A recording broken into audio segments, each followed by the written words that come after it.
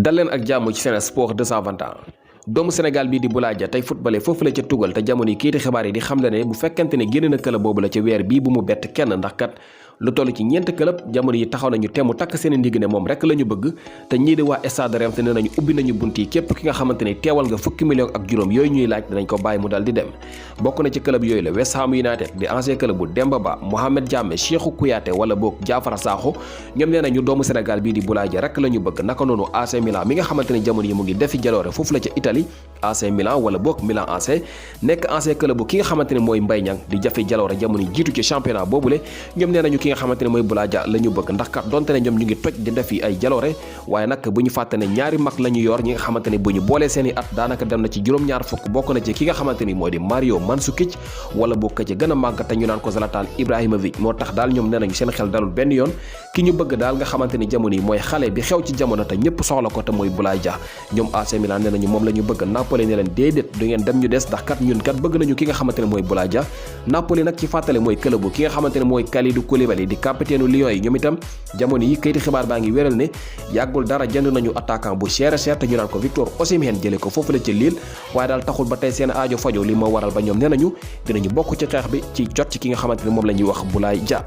coow li amut foofu ba tey waaye Torino ñoom itam nekk foofu la ci Italie nee nañu li mbëtt bëgg la baar bëgg ndax kat ñoom nee nañu Boulaye Dia nekk attaquant bi nga xamante ne moo xew ci jamono te ñëpp a nga ko soxla ñoom it bëgg nañu lu baax li moo waral ñoom nee nañu dinañu dugg ci xeex bi ñoom waa Torino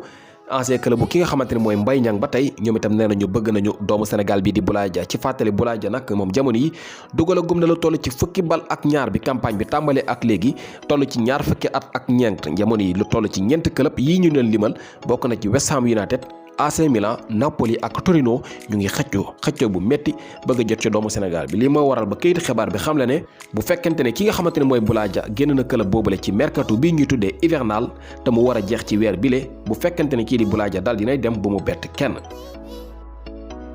keneen ku nekk ci yoonu dem mooy kii di Idrissa Gana Gueye mi nga xamante ne moom itam kii di xibaar bi ñu ngi wéral ne de bu fekkente ne moom it dem na bu mu bett kenn ndax kat Paris Saint-Germain ubbi nañu bunt yi ne képp ku indi xaalis bu doy dinañu bàyyi kii di Gana Gueye mu daal di dem te kii di xibaar bi amu ci mu ngi xam ne ka ko fa indi woon te ñu naan ko Thomas Tuchel moom daal dinañu koy dàq te comme dàq nañu ko amaan na Idrissa Gana Gueye mooy ki ciy topp te am na ay équipe yu mag yu nekk foofu la ci English Premier League bi bëgg nañu ki nga xamante ne mooy Gana Gueye li moo waral ba kii di xibaar bi wéral ne day Paris Saint-Germain jamono yi ubbi nañu bunt yi bu fekkente ne daal njëg gu teew njëg gu am solo ñëw na dinañu jaay ki nga xamante ne mooy Idrissa Gana Gueye